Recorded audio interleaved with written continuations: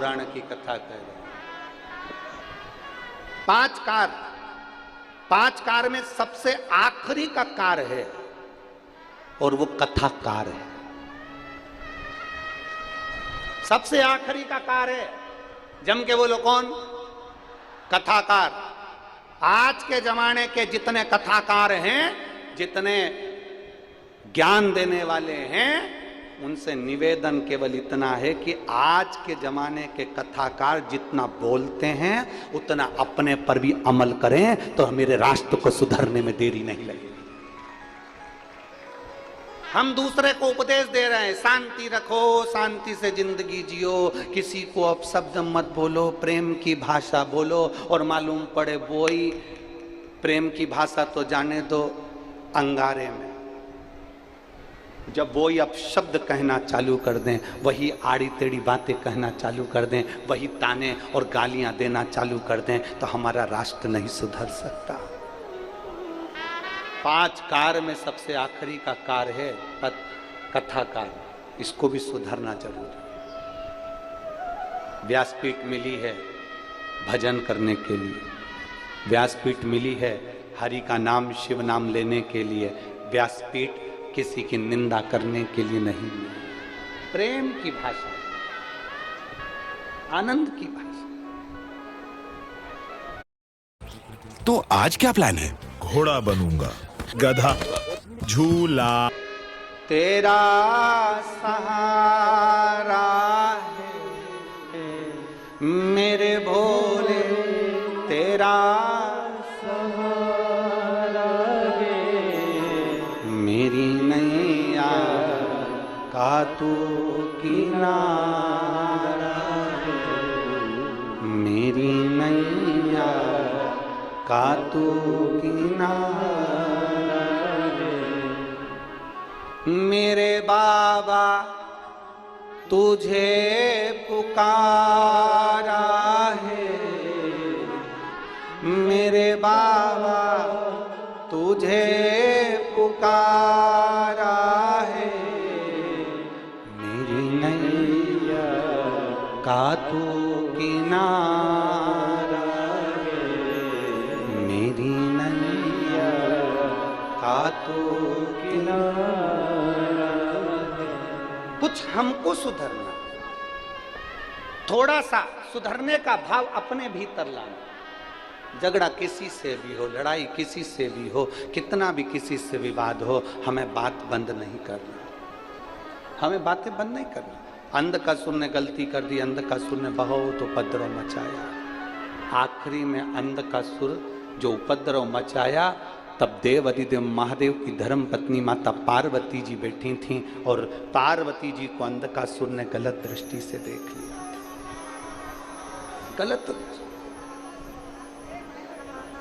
गलत दृष्टि से जब माता पार्वती को देखा तो क्रोध आ गया शंकर भगवान को। उन्होंने काल भैरव को प्रकट कर दिया। भैरव ने जाकर अंधकासुर का संहार कर दिया। बेटा तो अंधकासुर मर गए, प्राण छूट गए। थोड़ा ध्यान देना कथा पर। 5 रुपए के बिस्कुट के पैकेट के पीछे करोड़ों की दौलत मत छोड़ देना।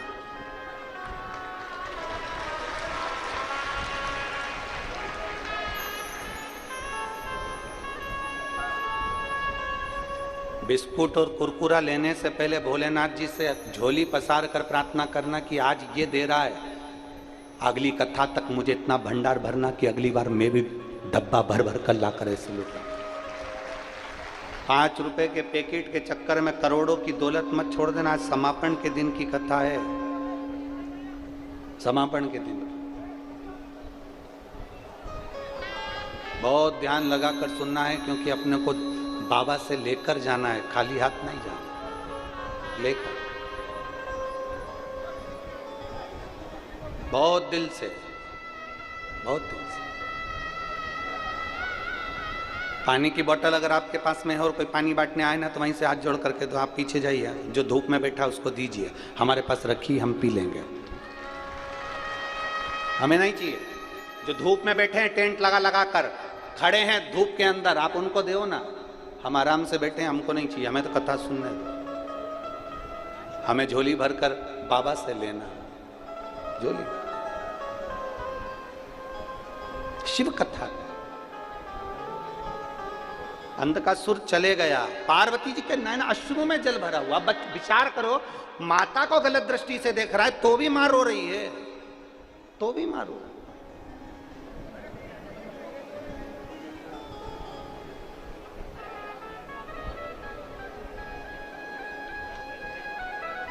तो भी माता के नयन में जल है। एक पत्र है,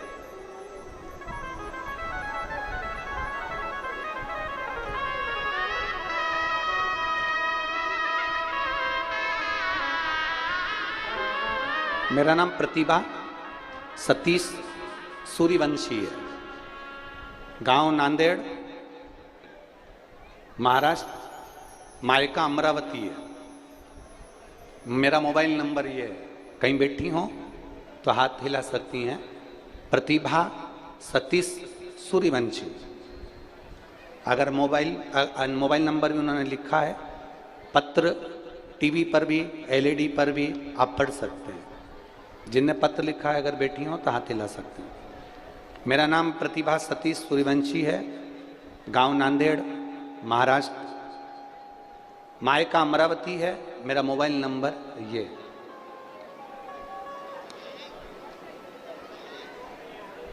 मेरी शादी को 12 साल हो चुके थे, लेकिन मुझे संतान का सुख नहीं था। डॉक्टरों ने इलाज का कहा, हमने इलाज भी करवाया, कई साल तक इलाज करवाया, पर संतान।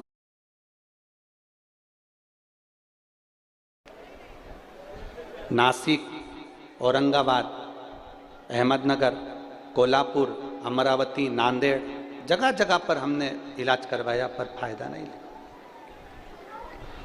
तब मेरी माँ, उसने आपकी कथा सुनी। अब देखिएगा जरा, माता का हृदय कैसा होता है जरा समझिएगा, माता का स्वभाव कैसा होता है जरा उसको समझिएगा,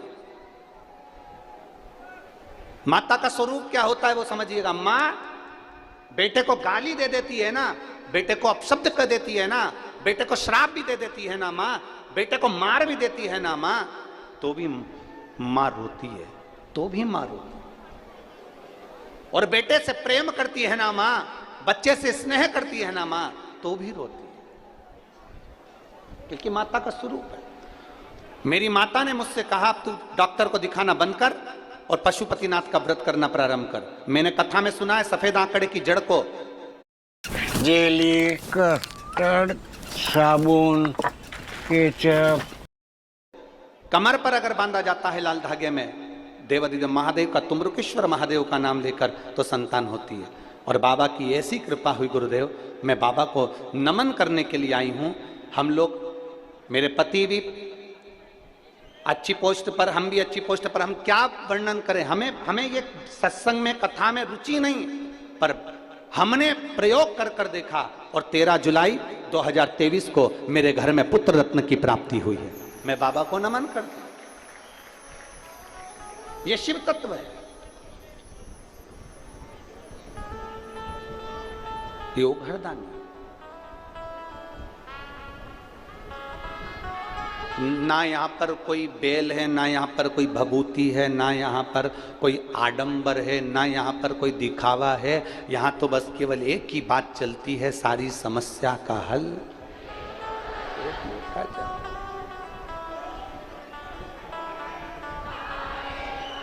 बोल बम का नारा है। हम यहां से ना तो कभी भभूति देते हैं, ना हम कभी बेल देते हैं, ना हम कभी श्रीफल देते हैं, ना हम कभी कोई चीज देते हैं। केवल एक चीज है, आपको ये शिव महापुराण सुनना है, शंकर के मंदिर जाना चालू करो। हमसे मत कहो कि दुख क्या है। अगर दुख कहना है तो जब कथा में बैठो ना, और श्री शिवाय नमस्तुभ्यम जब 5 बार बोला जाता है और बाबा से कहा जाता है बाबा मेरे दुख काटो, कह दो, तो वो सुनता है। क्योंकि जितनी देर कथा चलती है उतनी देर तक मेरा महादेव वहां खड़ा रहता है।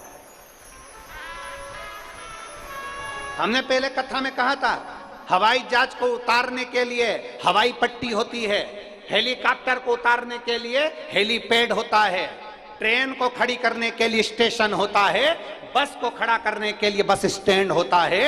उसी तरह मेरे महादेव को पृथ्वी पर पाने के लिए ये शिव महापुराण की कथा होती है।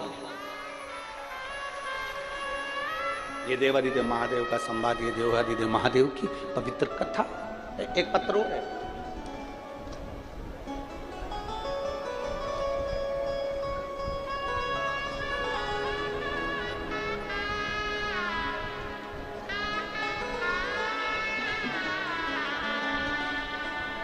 सो मनीषा नंदलाल कहार, आकोट जिला अकोला की रहने वाली हूँ। कहीं बैठी हो तो हाथ हिला सकती हैं, अगर कहीं बैठी हो तो हाथ हिला सकती हैं। सो मनीषा नंदलाल कहार, आकोट जिला अकोला की रहने वाली हूँ। मेरा मोबाइल नंबर ही है। हाथ हिलाओ एक बार, हाँ दिख गई हो। आ जाओ, एक बेलपत्री ले जाना, आ जाओ आ जाओ। सो मनीषा नंदलाल कहार, आकोट जिला अकोला की रहने वाली हूँ। मेरा मोबाइल नंबर ये है। मैं बाबा क्या बखान करूँ बाबा के गुणगान का। आपकी कथा टीवी पर सुनती हूँ। एक लोटा जल हर समस्या का हल मैं ये सुनती आई हूँ, पर बाबा इतना विश्वास पहले नहीं था, इतना भरोसा नहीं था बाबा। जो सत्य है ना बाबा, वही लिख रही हूं कि मैं भरोसा नहीं करी। पर गुरुजी, मेरी चेस्ट में गठान हो गई, और चेस्ट में जो गठान हुई उसका हमने ऑपरेशन करवा लिया। जब ऑपरेशन करवा लिया, ऑपरेशन कराने के बाद फिर वापिस गठान हो गई। अब ऑपरेशन कराने की सामर्थ्यता नहीं थी। क्या करते? किसी ने कहा कि सुना है कि अगर पंडाल में बैठकर कथा सुनी जाती है तो बाबा उसको पूरा करता है। गुरुदेव, डॉक्टर कह रहे हैं कि तुम्हें चेस्ट में वापिस गठान हो गई है और उसका ऑपरेशन जरूरी है। और ये गठान कोई साधारण सी नहीं है गुरुजी, जिसको साधारण समझा जाए। अब करूं तो करूं क्या? अमरावती में आपकी कथा चल रही थी।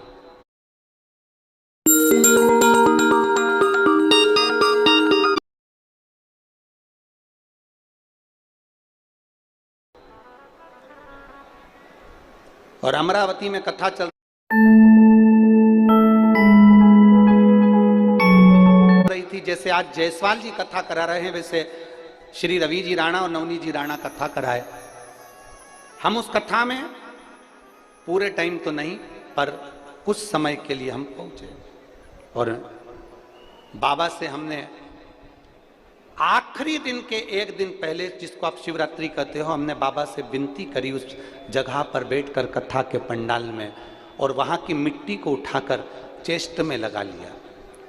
जब तक कथा चलती रही तब तक वो मिट्टी में अपने चेस्ट पर लगाती रही। गुरुदेव, मैं बाबा का क्या गुणगान करूं। हम दूसरी बार जब डॉक्टर को दिखाने के लिए गए तो डॉक्टर ने रिपोर्ट देखकर कहा कि आपकी गठान गल चुकी है, अब गठान चेस्ट में नहीं है।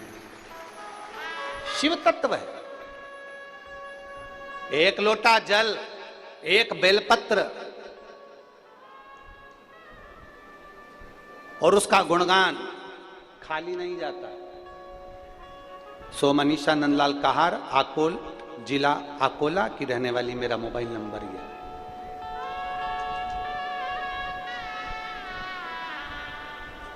लाइन अच्छी लिखी है, श्री शिवाय नमस्तुभ्यं तुम बोलते चलो। अच्छा, ठीक है। एक भजन की सिद्धता प्राप्त करिए। आपको मांगने के लिए कहीं जाने की जरूरत नहीं है।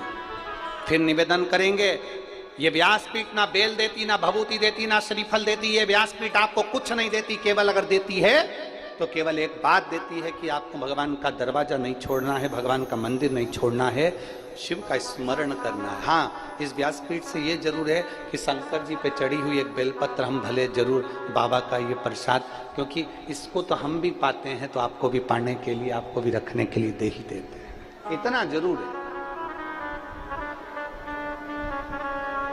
इतना जरूर।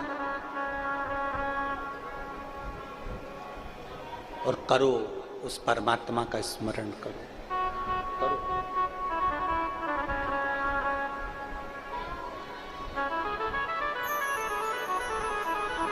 आज कथा विराम हो जाएगी और कथा विराम होने के बाद में 16 तारीख से छत्तीसगढ़ प्रारंभ हो जाएगी, कुरूद में, कुरूद में। विदर्भ क्षेत्र में ये दूसरी कथा है। पहली श्री रवि जी राणा जी, श्रीमती नवनीत जी राणा जी कराए, श्री हनुमान जी ने कराई, और दूसरी है श्री ओम प्रकाश जी, श्री प्रकाश जी जायसवाल जी ने, और परतवाड़ा के सभी शिव भक्तों ने। अजब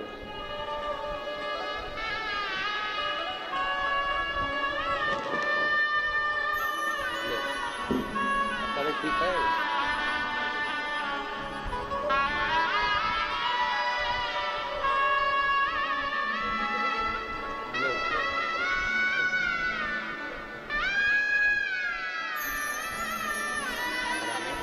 आप ठीक है। और खाली ना जाता कोई दर से तुम्हारे, खाली ना जाता कोई दर से तुम्हारे, मैं भी खड़ा हूँ बारे पसारे, अपने हृदय से लगा लो, लगा लो, गिरा जा रहा हूँ, उठा लो, उठा लो, भोले अपने दर से अब तो ना टालो, गिरी जा रही हूँ, उठा लो। अब दिल से प्रार्थना करें,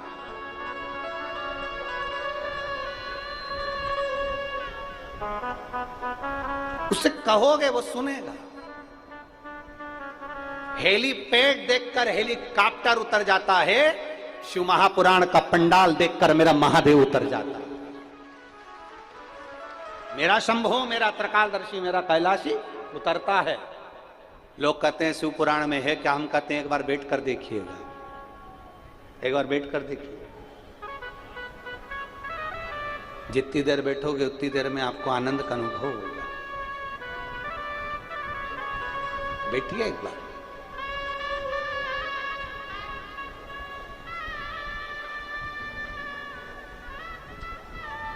भगवान शंकर जी के सम्मुख में पार्वती जी आंसू ढाल रही हैं, रो रही हैं। पार्वती जी रोती, तुम भगवान महादेव ने पूछा क्यों रो रही हो? ये मेरा पुत्र माना था मैंने, इसको अंधकासुर को बेटा माना था और ये मर गया, इसके प्राण छूट गए। शंकर भगवान कह रहे हैं क्यों रो रही हो? उसने तुम्हें गलत दृष्टि से देखा था, तुम मां हो उसकी।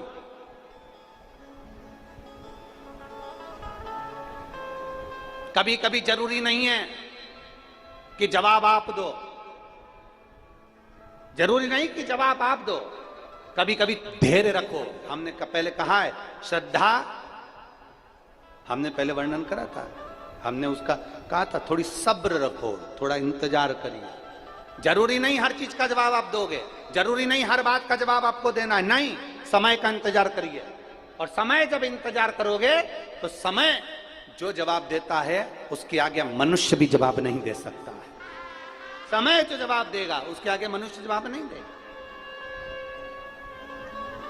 इसने मेरा बुरा करा, मैं इसका बुरा कर दूं, इसने मेरे लिए अपशब्द कहा, मैं इसको अपशब्द कह दूं, इसने मेरे लिए ऐसा बोला, मैं ऐसा कर दूं। ना ना ना, थोड़ा रखो, रुको, समय आएगा। जब समय आएगा तो वो खुद जवाब देगा, अपने को जवाब देने की जरूरत नहीं। पार्वती तुम्हारे इस अंधकासुर ने जिसको तुम पुत्र मान रही हो, इस अंधकासुर ने जिसको तुम आप बेटा मान रही हो, इस अंधकासुर ने तुम्हें गलत दृष्टि दी है, गलत विचार रखा तुम्हारे प्रति, गलत दृष्टि दी। और कल कथा में कहा था माता के मंदिर में चुंदड़ी चढ़ाने से ज्यादा पुण्य मिलता है किसी नारी की आबरू को बचा लेना, किसी नारी को अपशब्द कोई कह रहा है तो उसको बचा लेना। और कल कथा में कहा था यमराज सारे दंड देता है, यमराज सबके सारे के सारे पाप का भुगतान यमराज भुगताता है। पर कल शिव महापुराण में कहा था महादेव 2 पाप का भुगतान जरूर भुगताते हैं इस पृथ्वी पर। पहला, गर्भवती नारी को अगर गाली दी गई है, गर्भवती नारी को अगर अपशब्द कहा गया है, उसका भुगतान देवाधिदेव महादेव भुगताते हैं। और दूसरा, रजोधर्म वाली नारी, रजस्वला नारी को अपशब्द कहा गया है तो उसका भुगतान महादेव भुगताते हैं।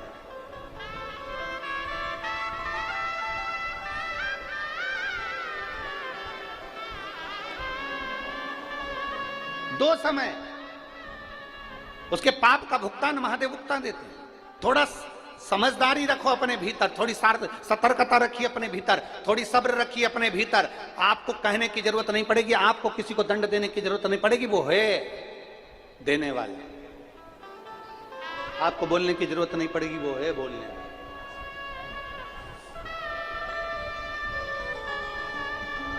कथा आती है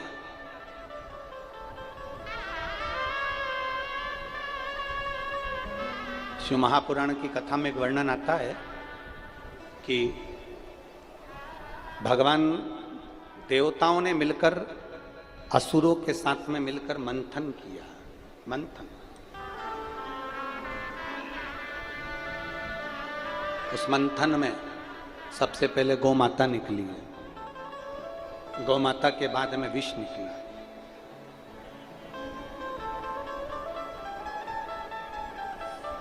अब गौ माता भी निकली और विष भी निकला, फिर अमृत निकला। मंथन में बहुत कुछ निकला। फिर मंथन में अमृत भी निकला तो मंथन में लक्ष्मी भी निकली है, मंथन में रतन भी निकले हैं, मंथन में माणिक मोती भी निकले हैं, मंथन में औषधि भी निकली है और मंथन में हाथी भी निकला। ऐरावत हाथी भी निकला मंथन में। समुद्र मंथन को जब करा गया तो ऐरावत हाथी निकला। हाथी को देखकर भी समझ जाना कि वो ऐरावत हाथी जो मंथन में निकला वो क्यों निकला। मंथन में हाथी निकलने की क्या जरूरत थी, मंथन में ऐरावत हाथी की क्या जरूरत पड़ गई, मंथन में ऐरावत हाथी क्यों निकला। उस ऐरावत हाथी के निकलने का कारण केवल इतना था कि इस हाथी को देखो, इसके कान कितने बड़े बड़े हैं, अर्थात जिंदगी में अगर तुम आए हो तो तुम्हारे कान भी बड़े रखना, सुनने की आदत डालना, ज्यादा बोलने की आदत मत डालना। कान बड़े। मंथन में हाथी निकला तो ये बताने के लिए निकला कि हाथी जब चलता है, हाथी जब आगे बढ़ता है तो बहुत सारे गली के कुत्ते पीछे पड़ते हैं। पर हाथी से हमको ये सीखना है कि हाथी पीछे पलट कर नहीं देखता कि कौन कुत्ता हमारे को भौंक रहा है। आ जाओ, आ जाओ।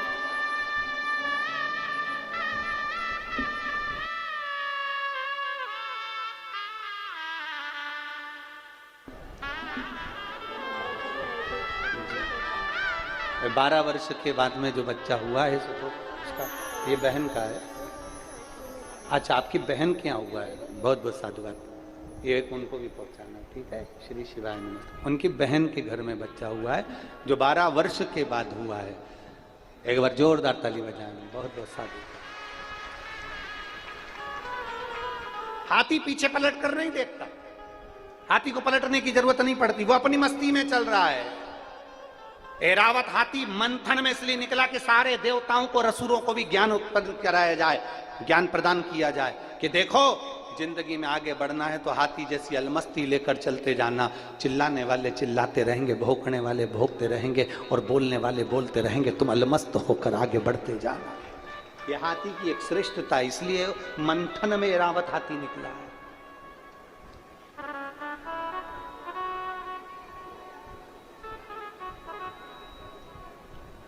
और हाथी की सबसे बड़ी श्रेष्ठता ये होती है कि हाथी को जो भी मिलता है ना, हाथी उसको ऊपर,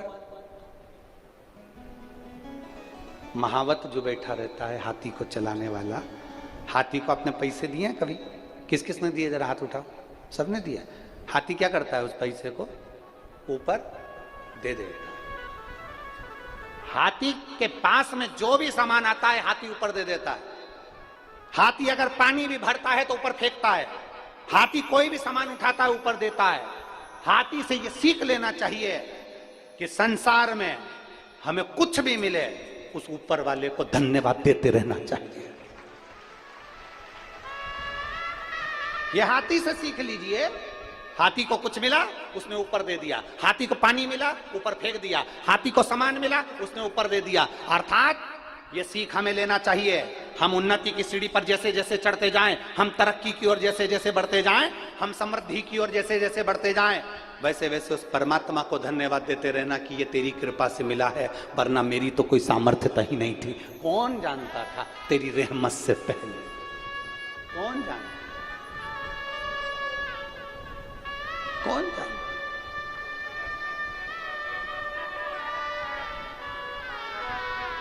और मैंने तेरे ही भरोसे बाबा, तेरे ही भरोसे हवा बिच उड़ती जावांगी बाबा, डोर हथों छड़ी कटी जावांगी बाबा, मैं तेरी पतंग शंभू, मैं तेरी पतंग हवा बिच उड़ती जावानी बाबा, डोर हथों छड़ी कटी जावानी। उसको धन्यवाद देते रहो हर पल, हर घड़ी, हर क्षण उसको साधुवाद दीजिए। ये तेरी कृपा से हुआ है। आज अगर ओम प्रकाश जी कथा करा रहे हैं, प्रकाश जी कथा करा रहे हैं, अगर ये सारा परिवार बैठा हुआ है, जायसवाल परिवार बैठा हुआ है, साथ में पूरे परतवाड़ा के लोग बैठे हुए हैं, आसपास के क्षेत्र के लोग आए हुए, भक्त लोग, वो सुन रहे हैं कथा, आप अगर शिव महापुराण की कथा तक पहुंच गए तो बाबा को धन्यवाद देना, ये तेरी कृपा से हम यहाँ पहुंचे हैं और तूने हमें यहाँ बुलाया है। हमारी सामर्थ्यता नहीं है। हमारी क्या सामर्थ्यता?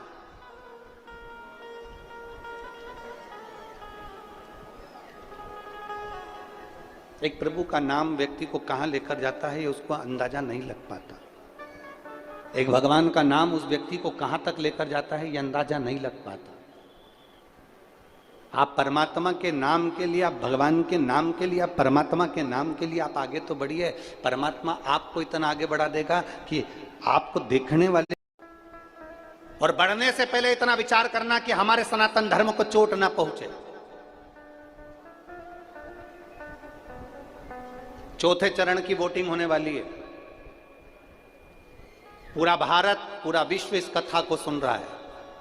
चौथे चरण की वोटिंग होने वाली है और मेरा निवेदन है एक एक सनातनियों से, अगर आप मेरे राम से स्नेह करते हो, मेरे कृष्ण से स्नेह करते हो और शंकर से स्नेह करते हो तो वोट डालने जरूर जाना। जाओ वोटिंग करने के लिए, अपने सनातन धर्म की रक्षा के लिए, अपने राष्ट्र की रक्षा के लिए, गौ माता की रक्षा के लिए, बहन बेटियों की रक्षा के लिए, आने वाली पीढ़ी की रक्षा के लिए वोट डालने जाइए। घर से निकलो, धूप वूप मत देखो, गर्मी मर्मी मत देखो, निकलो बाहर, जाओ वोट डालो। शिव तत्व कह रहा, भगवान शंकर की कथा करी, पार्वती तू रो रही है।